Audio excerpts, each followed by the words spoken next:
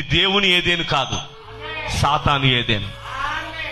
దేవుడు జలప్రలయంతో భూమిని ముంచేసినప్పుడు, వినండి జాగ్రత్తగా, మొదటి జలప్రలయంలో దేవుడు భూమిని ముంచినప్పుడు చిన్న చెట్టు కూడా వదలలేదు. ఆయన వదిలేడా?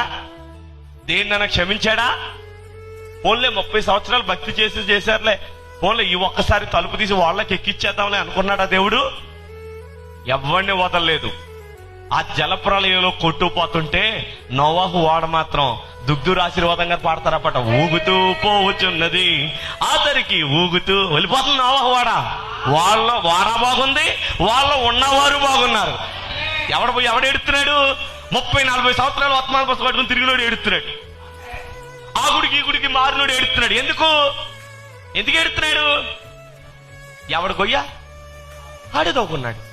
చెప్పాడు 120 సంవత్సరాలు చెప్పాడు, మారండి మారండి మారండి, జలప్రలయం వస్తుంది, నాశనం వస్తుంది, తల్లి జాడ పిల్లకి తెలియదు, పిల్ల జాడ తల్లికి తెలియదు, మారండ్రా అంటే ఒక్కడేం లేదు. నేను నా బంగారము, నా ఆస్తి, నా డబ్బు కాపాడిందా? ఆ రోజు కాపాడిందా? హల్లెలూయా. ఏది నిన్ను కాపాడదు? దేవుని వాక్యం తప్ప.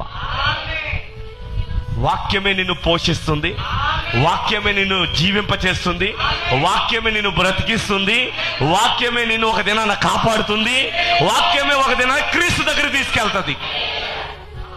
ఎవడు వాక్యాన్ని దూరం చేసుకుంటాడో వాడు దేవుడికి దూరం అయిపోతాడు. ఎవడు కాపాడు? త్రోవ ప్రక్కన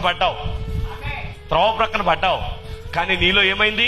వాక్యం వింటున్నావు కానీ సాతాను వచ్చి నీవు విన్న వాక్యాన్ని నీ నుండి ఎత్తుకుపోతుంది.